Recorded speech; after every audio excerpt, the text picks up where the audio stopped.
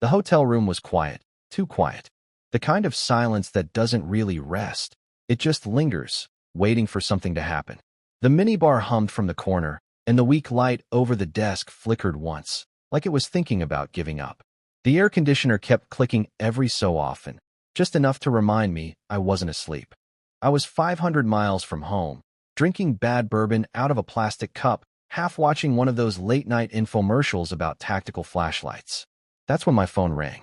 For a second, I almost let it go. The screen said Sophie. She never called me this late. My thumb hovered over the screen, heart starting to race. I picked up on the third ring. Daddy. Her voice was shaky, wet with tears. Daddy, Mommy's boyfriend hit me again. He said if I tell you, he'll hurt you too. Everything inside me stopped. My chest locked up, and for a moment, I couldn't even speak. My little girl, 8 years old, barely tall enough to reach the sink without standing on a stool, was crying so hard I could hear her choking on it. Where's your mom? I finally managed to say. She didn't answer, just more sobbing. Then, through the noise, I heard her again, her voice muffled, like she was talking through a pillow. She's not here. He's yelling in the kitchen. I tried to keep my voice calm. Okay, baby. Lock your door. Don't open it for anyone but me, you hear? She sniffed hard and whispered. Okay. Then I heard it. A man's voice, loud and close. Tell your daddy he's next. The line went dead. I just stared at the screen. For a few seconds, I forgot how to breathe. My name's Evan Mercer. I'm 43 years old. Divorced 3 years now. Remarried once, too. My ex-wife got full custody. The court believed her when she said I was too aggressive, too unpredictable. She never said the word dangerous, but that's what she meant. That because I used to wear a uniform, carry a rifle, serve in places that didn't officially exist, I couldn't be trusted with bedtime stories and homework duty. I tried to build a normal life after I got out. Took civilian contract work. Some consulting jobs. Something safe. Something clean.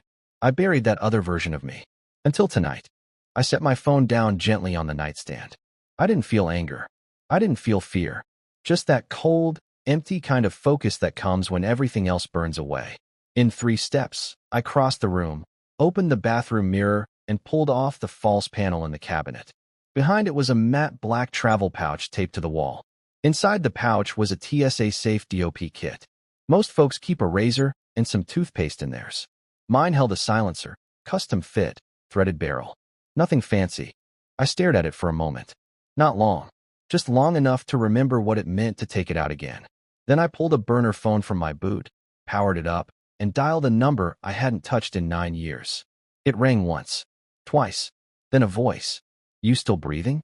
I need wheels and a secondary in the air in 2 hours. Silence.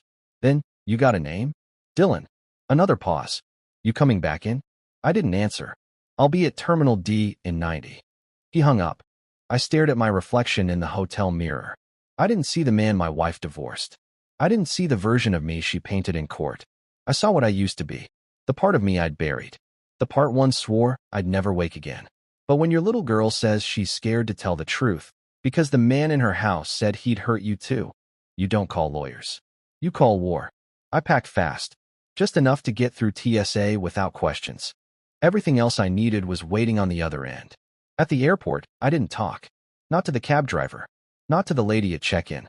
Not to the stewardess who smiled too much at the gate. When I took my seat, row 3, window side, he was already there. Worn jacket. Thin scar tracing his jaw. Looked like he'd walked out of a war tribunal and into a suit he didn't pay for. He didn't smile. Just reached into his coat and handed me a boarding pass with a new name on it. Still like Redback? He asked. I didn't blink. He nodded once, leaned back, and closed his eyes like it was just another red eye to Dallas. But I wasn't going to Dallas. I was going home. And I wasn't going alone. The key turned in the lock, but I didn't wait. I pushed the door open like I still lived there. The hinges groaned, a sound I hadn't heard in years, but one I'd never forgotten. The kind that hits different when you come home uninvited. She looked up from the kitchen, and for a second, it was like I'd just walked out of her nightmares. Not shock, not guilt, just that tight-lipped irritation covered up with a polite smile. Evan, she said, dragging my name out like a question. You didn't tell me you were coming. I didn't know I was, I said, dropping my bag by the coat rack I bought 2 Christmases ago. Surprise. She blinked, adjusted her posture, wiped her hands on a towel, and walked toward me with the kind of hug that never actually happens. I didn't move to meet it. Dylan was on the couch, socks off, her slippers on, TV remote in hand like he owned the place. His shirt was half unbuttoned, and his beer was sweating onto one of my old coasters. He raised the bottle toward me. "Hey man, didn't know you were back in town." I looked at him like he was a stain I couldn't wipe off. Neither did I. He smiled anyway. Wrong move. I didn't say anything. Didn't clench a fist. Didn't have to. Then my daughter came running down the hall before I could speak. Her eyes met mine, and everything else disappeared. She ran straight into me, barefoot, pink pajamas, one sock half off, a missing button near the collar. I dropped to one knee and caught her, holding her tight like I was trying to memorize her all over again. She trembled against me, not from the cold. I whispered into her hair, "It's okay, sweetheart. I'm here now." She didn't answer, just held on tighter. Behind us, I heard the clink of glass in the kitchen. Lena, pouring wine she hadn't earned. I stood up, and I smiled. I figured I'd work remotely for a few days, surprise Sophie, pretend we were a family again for a little while. Lena nodded too quickly. "Of course," she said, like she'd been rehearsing the answer. I lied and said I wish I'd known. I would have cleaned up, I offered, because what else do you say when you show up at someone's house unannounced? Her mouth thinned. "Prepared," she said. "Right." Dinner was takeout. Dylan stuck around, claiming he was fixing a leaky pipe, then sat through the meal acting like he belonged in the scene. I didn't give him the satisfaction of a reaction. I didn't argue. I asked about his job, kept my voice casual, even though I knew the pay stubs were fake and the garage full of parts didn't match the receipts. After Sophie was asleep, I told them I'd take the trash out. Dylan laughed and said, "Hey man, it's your house." I took his boots from the mat by the door, slipped one into a grocery bag, walked it to the curb, and against the lining tucked a tag beneath the insole before dropping it back by the garage. Inside, Lena pretended to fold laundry and didn't ask where I'd gone. I didn't tell her. That night, I waited until the house quieted down, around 1:30 a.m., give or take. Lena snored softly, curled at the edge of the bed. I moved slow out of habit. Years of muscle memory told me how not to make noise. No creaks, no lights. I pulled my gear from a false bottom in an old briefcase, the same one everyone said looked outdated for corporate life. Ceramic mics, half an inch wide, camouflage ready. I hid them in vent grills, light fixtures, behind baseboards, and in wall seams. Less than an hour, and the house had ears. Wires ran back to a false panel I'd embedded in the hall closet years ago, just in case. She had no idea I'd turned our place into a war room the day we bought it. I'd only upgraded the battlefield. By sunrise, I had audio feeds mapped, signal scrubbing tested, and motion alerts live on my phone. My old instincts weren't just coming back, they were waking up like wolves. Sophie found me on the patio the next morning, black coffee in hand, scribbling notes I pretended were for work. She sat beside me, close but quiet. "Mom said you're staying for a while," she said. I told her I was. She looked at her hands, twisting them together. "Is Dylan staying too?" she asked. I didn't answer at once. She shook her head, then hesitated and pulled a crumpled scrap of paper from her pajama pocket. A kid's drawing, crayon on cheap paper. Sloppy stick figures. One was her, one was Lena. Above another figure someone had written Dylan, and that figure was holding a gun. The last figure was labeled Dad, and someone had drawn a red circle around his chest. I took the paper and didn't say anything. Not because I didn't know what to say, because I knew too much. Kids don't draw what they imagine by accident. They draw what they can't put into words. This wasn't just bruises on skin. It was projection of a danger she couldn't name. I folded the page, slipped it into my notebook, kissed her forehead. Later that day, I ran Dylan's alias through one of my old backdoor trace apps. The results came back faster than they should have. 3 priors for battery. 1 sealed file stamped DEA, redacted. His listed employer? A body shop that doesn't show up on Google Maps. A shell. The deeper I dug, the more rot I found. Dylan wasn't just some abusive interloper. He was tied into a small-time ring moving narcotics through suburban laundromats and therapy offices. Lena had opened a therapy practice 2 months earlier. No license. Just a shell to launder stuff you don't want traced. This wasn't only betrayal, it was business.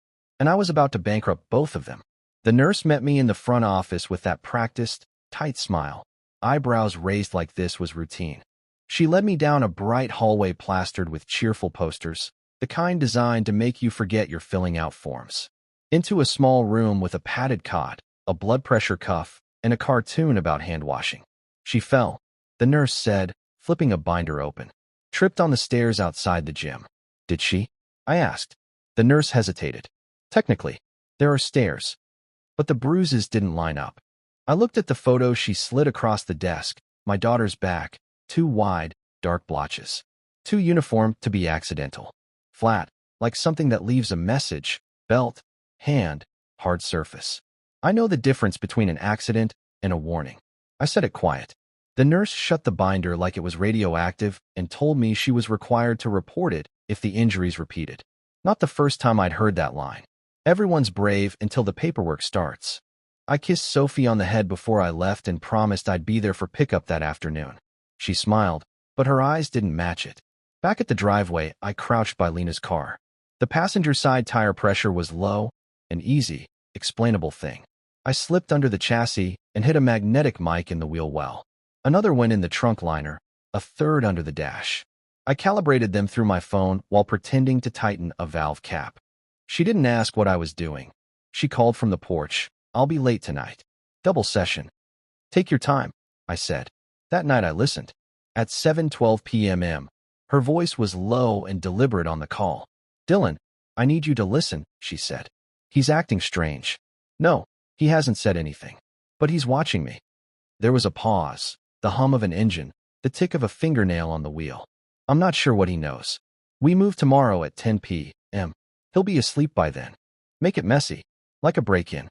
And Dylan, she said, slow. If the kid sees anything, she's gone too. The air left me in one silent breath. I didn't flinch. I just sat in the dark and listened to my wife plan to erase our daughter like she was booking a dinner reservation. They thought I was dead inside that house, playing at being a husband. But I wasn't. I'd mapped every room like it was a combat zone. The attic became a weapons cache. I pried open support beams and slid in 2 Glock 19s, both fitted with threaded barrels. I dropped a few extra mags into a sealed Tupperware, the kind you'd keep leftovers in, and labeled it Holiday Lights. Seemed fitting. Under the staircase, I bolted a backup M4 inside an old guitar case no one had touched since 2019. Then I brought up the security feed I'd installed years ago, an old buried network routed through the cable box, something I'd forgotten I even built. They thought the cameras were dead. I watched them wander through the house like tourists, checking out rooms they didn't own. Every window got a contact sensor, every door a silent alert that pinged my watch. The back patio was pressure-sensitive, wired to flash my burner phone the second someone stepped on it. They weren't walking into a home anymore. They were walking into a perimeter. That weekend, I turned Sophie's bedtime routine into a game I used to play with new recruits, Find the Safe Zone. I showed her hiding spots, crawl spaces, and told her it was a spy game. She laughed, thought it was fun. I marked each safe spot with a UV sticker only visible under the small light on my keychain. She didn't ask why. She just grinned and said, I like this game, Daddy. After she fell asleep, I sat alone in the dark garage with the safe cracked open. Inside was a SIG P226, a burner phone, 3 IDs, and a folded photo of Julia, my first wife. She died in Tripoli years ago. Extraction gone bad. She bled out on the tarmac while I held her hand and lied about how close the medevac was. After that, I walked away from DHS, the agency, all of it. I swore I'd never go back. But some ghosts follow you home anyway. Sophie was the one thing that kept me grounded. She made me want to be gentle, to slow down. But gentleness is a liability, and slow gets you killed. And Lena, she'd made her choice. She wasn't just cheating. She wasn't just lying. She was conspiring. And I wasn't just going to stop them. I was going to make them wish they'd never whispered my name. At 10:42 p.m., I poured a drink I didn't plan to touch and reviewed the audio feed again. Her voice came through calm, steady, rehearsed. Dylan, tomorrow at 10. Make it messy. He doesn't have a clue. And then came Dylan, sweet dumb Dylan, with that lazy kind of evil that makes your skin crawl. If the kid sees anything, she's gone too. I sat there in the dark, letting the words settle in the air. Tomorrow they were coming. But tonight, I wasn't sleeping. Dinner looked perfect. Steak, medium rare. Garlic butter hissing off cast iron, rosemary crisping on top. She plated it like it was for a magazine spread, centered, garnished, wine breathing in a crystal decanter. Candlelight danced in her eyes like none of this was real, like it wasn't the Last Supper. "There he is," she said, flashing the same soft smile I used to fall for. "I thought we could have a little reset. Just us." I nodded, pulled out my chair. The legs scraped the floor louder than I meant. She didn't even flinch. She poured the wine with that slow, trained wrist movement. The dress clung a little too tight. New lipstick, new perfume, all of it part of the act. She handed me my glass and raised hers. "To new beginnings." I tapped mine against hers. "To tomorrow." Her jaw tensed, barely noticeable, but I caught it. I always do. She laughed, light and fake. "You're not going to tell me what that means, are you?" I cut into the steak. "Not yet. We talked after that, about the neighbor's fence, her new yoga class, some show she thought we should binge." I smiled when she did, nodded at the right times.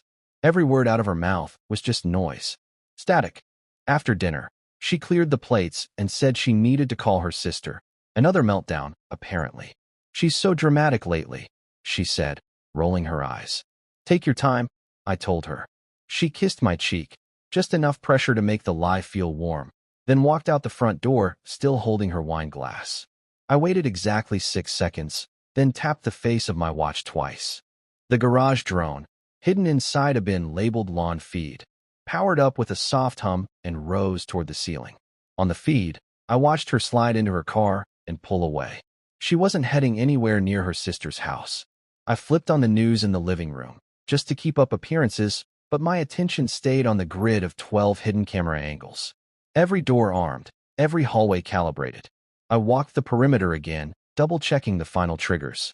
Pressure plates set to release a burst of compressed air that would trigger the defense protocol. The sentry turret, mounted above the laundry room, loaded with rubber-jacketed rounds. Not lethal, just enough to drop a man and make him question every decision that led him there. The flash tunnel, a narrow hall wired with 3 magnesium flares. They'd ignite the second someone broke the infrared beam. They thought they were breaking into a house. What they were really walking into was a memory, one I built out of shrapnel and training scars. At 9:47 p.m., I was in bed. Lights off, shirt off, facing the wall, routine. At 9:57, they came. First the back patio door, no glass, just a soft pop as the lock disengaged. Then the hallway window, sliding open slow. Quiet footsteps followed. Third entry came through the laundry hatch, straight from the utility room. 3 men.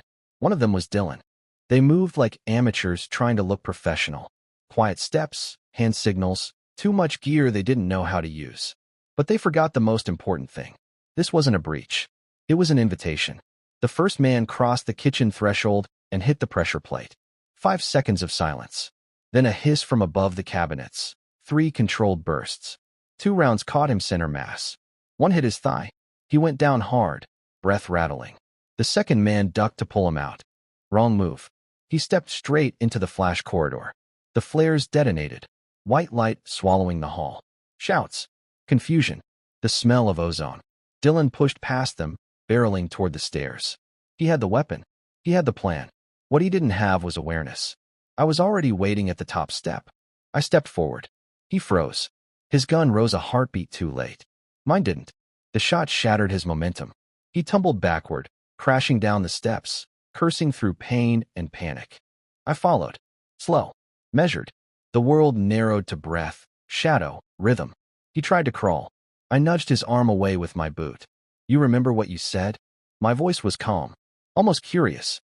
"If the kid sees anything, she's gone too." He spat blood, tried to speak. I fired a round into the floor beside his hand. He kept crawling, dragging himself toward the living room like instinct might save him. And then she was there. Lena. She stood frozen in the doorway, hair damp, phone in hand, eyes wide enough to see everything. The glass slipped from her fingers. It hit the floor before the sound reached her. He collapsed at her feet, choking on breath and shock. She screamed, fell beside him, called his name over and over like it might bring him back. I stepped into the light. Calm. Rifle in one hand, restraint strap in the other. She looked up, tears cutting through the makeup she'd worn for someone else. You did this. I didn't answer. I caught her wrist, turned her, locked the cuffs in one practiced motion. She struggled, shouted my name like it still belonged to me. You said I'd be next, I whispered. But I was first. First to be lied to. First to bleed. I guided her into the chair beside what was left of Dylan. Her breathing went shallow. Mine stayed steady. You wanted messy, I said quietly. Smile? I pulled the burner from my pocket and dialed the number I wasn't supposed to still remember. A calm voice answered. Ready? It's done, I said. Initiate glass door protocol. 6 minutes later, they arrived. No lights. No sirens.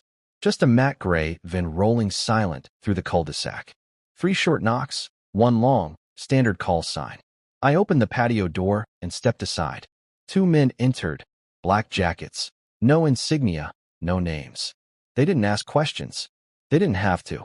One secured Lena's cuffs to a restraint belt, the other scanned the room. Dylan was already gone. The rest, handled. Cleanup was precise. Controlled. When the neighbors asked, they'd hear about a gas leak. By morning, the house would be spotless. They took her through the garden she never watered, past the rosebush she'd pretended to plant. She didn't scream anymore. Didn't beg. Just stared straight ahead like the world had already ended. I didn't watch her leave. 2 weeks later, I sat behind mirrored glass in a federal room that smelled of ammonia and secrets. The collar of my suit felt too tight. The air vents hummed like a low, tired machine. Across from me, she sat in restraints again, wrists chained, ankles locked to the floor. Her hair was darker now, maybe to hide, maybe to forget. I read my statement. Clean. Factual. No emotion. Fraud. Conspiracy. Recorded evidence. Her voice. Her face. My daughter's bruises documented by 3 separate agencies. They asked if I wanted to add a personal statement for sentencing. I said no. When I stood, she looked up at me like she still believed I might turn around. I didn't. They processed her under Directive 7F. No court. No appeals. Just disappearance. That was the point. But Sophie, that was different. I picked her up from school one last time. She ran into my arms like the world hadn't cracked in half. We drove north, past the interstate, past the signs, into nowhere. My sister's place sat at the edge of a town where time forgot to move. Hardware stores still smelled like cedar. Diners still used paper checks. She met us on the porch. No questions. Just open arms and cinnamon tea. That night, I unpacked Sophie's suitcase, tucked her in, pointed to the night light by the dresser. She looked up at me. Are you staying? I kissed her forehead. I'll always be close. I stepped out before she could see me fall apart. Left before sunrise. Didn't say goodbye. Back at the cabin, I found our wedding photo buried in a drawer. Her smile, my suit, the champagne. A moment that never stood a chance. The picture cracked as I held it. I let it fall into the fire. Her face burned first. Mine followed. By the time it was ash, the man in that frame was gone. She didn't kill him. I did. I packed what was left. 1 duffel. 1 rifle. 1 burner phone. New ID. Ryan Calder, logistics consultant. Issued, never used. No history. No attachments. I slung the rifle over my shoulder and stepped into the gray morning. Didn't lock the cabin. Nothing left worth guarding. Past the tree line. Past the fence I built to keep the coyotes out. Past the last trace of her scent on the wind. I wasn't her husband anymore. Wasn't even a father now. Just a ghost walking toward the next war. They thought they broke me, but they never learned. You can't break what's already gone.